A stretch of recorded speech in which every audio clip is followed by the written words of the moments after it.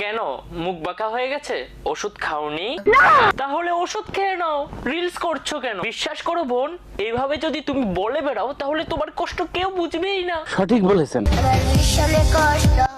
তোমারও কি সেম সমস্যা, মুখ বাঁকা? তাহলে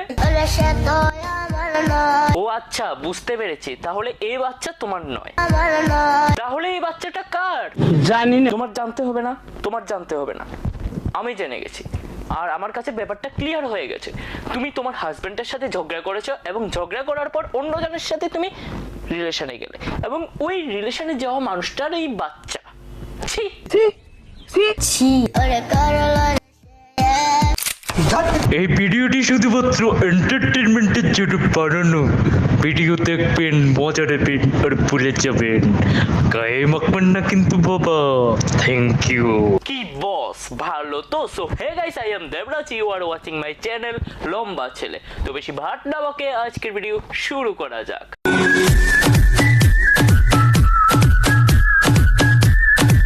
ভিডিওর শুরুতে তোমরা বুঝতে পেরেছো কি নিয়ে আজকের ভিডিওটা হবে। নেশা না করে পিনিকোটা কিছু নেশাখোরদের নিয়ে আজকের এই ভিডিওটা। যাদের কাছে নেশা কর্ম, নেশা ধর্ম, নেশাই হলো তাদের জীবন, নেশার জন্য ছেড়ে গেছে, বাড়ছে ভীষণ কষ্ট। কেন কষ্ট হয়? প্রেমে ছেঁকা খেয়েছো এই জন্য কষ্ট হয়? জানি না। কেন জানো না? জানি না। আবার বলে জানি না। কষ্ট দেখাতে হবে না, চল নিকল।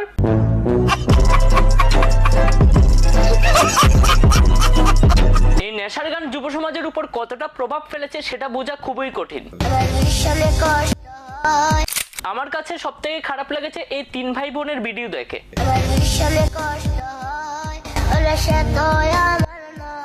কি সুন্দর ফুটফুটে কিউট দেখতে একটি মেয়ে, কি জন্য তোমরা হাবাসি মার্কা রিলসের দুনিয়ায় আনলে? বেশি ভিউজ হয় এই জন্য, কিন্তু সেটা তোমরা ঠিক করোনি। কিউট দেখতে একটি মেয়ে, ফুটফুটে সুন্দর, যাকে কিনা এখন পড়াশোনা করানো উচিত মন দিয়ে, তাকে রিলসের দুনিয়া থেকে দূরে রাখা উচিত, তাহলে তার ভবিষ্যৎটা ভালো হয়। সঠিক বলেছেন। আজকের পর থেকে আনিকার আমাদের সাথে ভিডিও করবে না। তো কারণ হয়েছে অনেকে অনেক কিছু বলেন, আর তোমার কথা ঠিক আছে, ও আসলে অনেক ছোট। শুনে ভালো লাগলো, তোমরা নিজেদের ভুল তোমরা নিজেরাই বুঝতে পেরেছো। বিশ্বাস করো, তোমরা একদিন ঠিক বুঝতে পারবে কতটা ভালো করেছো তোমরা এই স্টেপ নিয়ে।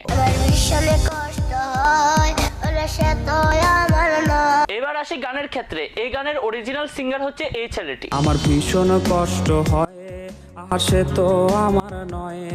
যে কিনা সবসময় নেশার জালে আসক্ত থাকে, না হলে কি করে 1 2 3 4 5 6 7 8 9 এতগুলি নেশার গান বানাতে পারে? শুধু তাই নয়, যে কিনা নেশার নৌকায় চাঁদে যায়। প্রতি রাইতে নেশার নৌকায় চাঁদের দেশে যায়। ব্যাক টু দি পয়েন্ট, এবার ফিরে আসা যাক।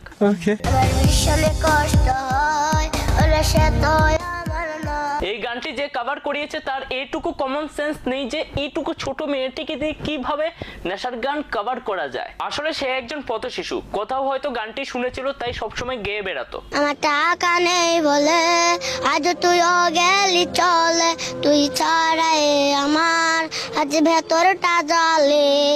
ভয়েসটা ভালো ছিল বলে তাকে দিয়ে এই নেশার গান কভার করিয়ে ফেলেছে। একটিবারও ভাবলো না এইটুকু বাচ্চা মেয়েকে দিয়ে কিভাবে নেশার গান কভার করিয়েছে, যে গানটি ঠিক না ভুল। তাদের তো এত কিছু ভাবার প্রয়োজন নেই, তাদের তো প্রয়োজন ভিউজ। তাই ভয়েসটা ভালো ছিল বলে পরপর নেশার গান কভার করিয়ে ফেলেছে।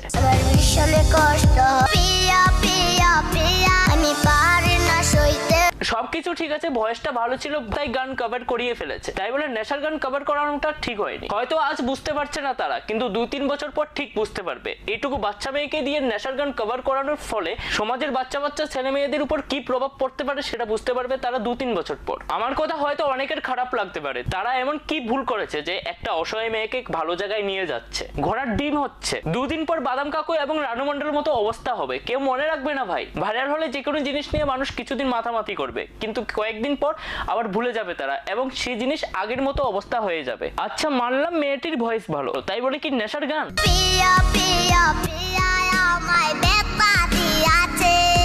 এইটুকু বাচ্চা মেয়েকে দিয়ে নেশার গান কভার করানোটা কি ঠিক হচ্ছে? তোমরা চাইলে কিন্তু ভালো গান কভার করাতে পারতে, যেহেতু ভয়েসটা ভালো ছিল। দয়া করে ছোট বাচ্চা ছেলে মেয়েদেরকে দিয়ে নেশার গান কভার না করালেই ভালো হয়। যাই হোক, এখন এগোনো যাক। তোমার আবার কিসের কষ্ট বৌদি? তোমার তো স্বামী সন্তান সবকিছুই রয়েছে। যা কষ্ট আমাদের কষ্ট যা, আমাদের মতো সিঙ্গেল মালদের সব থেকে বেশি কষ্ট।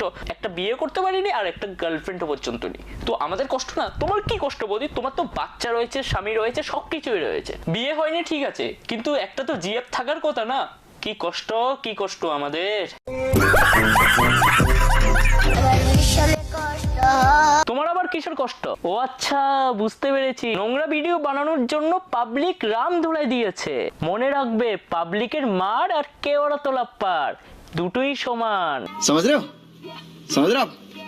हो ना? ব্যথায় কষ্ট পাচ্ছে এবং শুয়ে আছে, কিন্তু রিলস বানানো বন্ধ হচ্ছে না ভাই।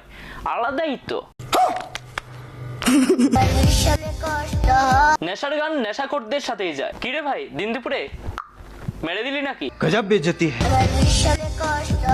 তোমরাই বলো, কতটা কষ্ট পেলে এইভাবে জঙ্গলে গিয়ে চিৎকার করে বলে বেড়াতে পারে আমার ভীষণ কষ্ট হয়, আমার ভীষণ কষ্ট হয়, কিন্তু শোনার মতো কেউ নেই।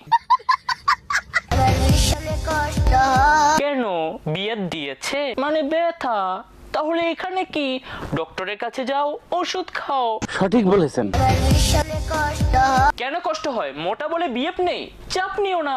এখানে বলে বেড়ালে তোমার কষ্ট কেউই বুঝবে না, বরং কাগজে লিখে তুমি রাস্তায় গিয়ে বলে বেড়াও, তাহলে তোমার কষ্ট যদি এইটুকু মানুষে বুঝে।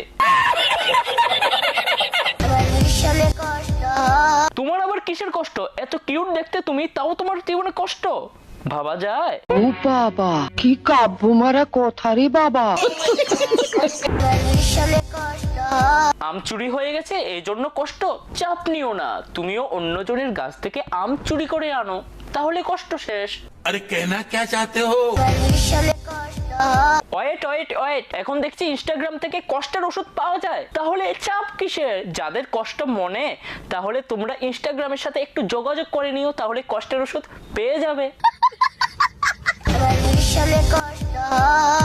বুঝলাম না, তোমার আবার কিসের কষ্ট? হাতে আইফোন 14 প্রো ম্যাক্স, সামনে কোটি কোটি টাকা, তবে নাকি তোমার কষ্ট? ও আচ্ছা, বিএফ নেই?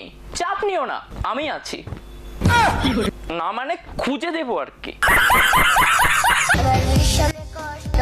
ওয়েট, বুঝলাম না, তোমাদের আবার কিসের কষ্ট? দাঁত ভাঙার বয়স, এখানে এসে বলছে এদের নাকি ভীষণ কষ্ট। কিসের কষ্ট? চকলেট খেতে পাচ্ছ না, তাহলে চাপ কিসের? মাকে গিয়ে বলো যে মা চকলেট খাবো, চকলেট খেতে ইচ্ছে করছে, তাহলে মা চকলেট কিনে দেবে, সব শেষ প্রবলেম। সঠিক বলেছেন। আমায় দেখে কি ফকির মনে হচ্ছে যে রাস্তায় রাস্তায় ঘুরছি?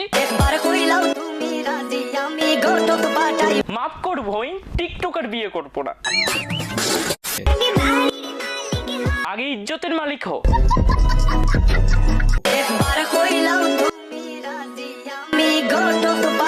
অ্যাড্রেসটা দে, আমি রাজি। চত্ব সব হাট।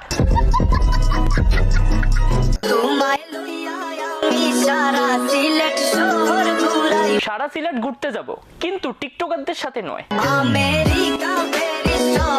তোমাদের মতো টিকটকারদের সাথে আমি সিলেট যেতে রাজি নই, আবার এখানে এসে বলছে আমেরিকা প্যারিস নিয়ে যাবে।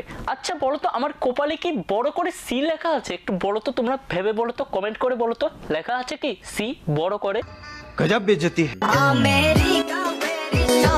তো যাও, কে বারণ করেছে? এখানে কি না, আমি বাড়ির মালিক হব না। তুমি যদি তোমার বাড়ি আমার নামে লিখে দাও এবং আমায় যদি তোমার বাড়ির মালিক করে দাও, তাহলে কোনো প্যারা নেই। ইয়েস, গাড়ির মালিক হব, তবে নিজের টাকায়, বাপের টাকায় না। কিন্তু সাইকেল কিনবো, সাইকেলও তো গাড়ি, তাই না? অবশ্যই গাড়ির মালিক হয়ে গেছি, তবে স্বপ্নের দেশে।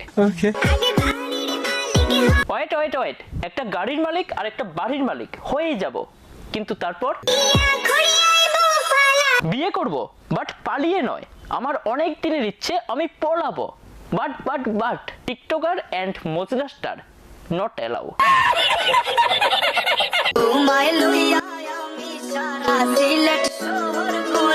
আচ্ছা, ছেলেরাও দেখি এখন ঘটক পাঠাচ্ছে, বাট বিয়ে হচ্ছে না কেন জানি না। এদিকে ছেলেরাও ঘটক পাঠাচ্ছে, ওইদিকে মেয়েরাও ঘটক পাঠাচ্ছে। দুই দিকে যখন রাজি, তাহলে ঘটক না পাঠিয়ে বিয়েটা করে নিলেই তো হয়। সঠিক বলেছেন।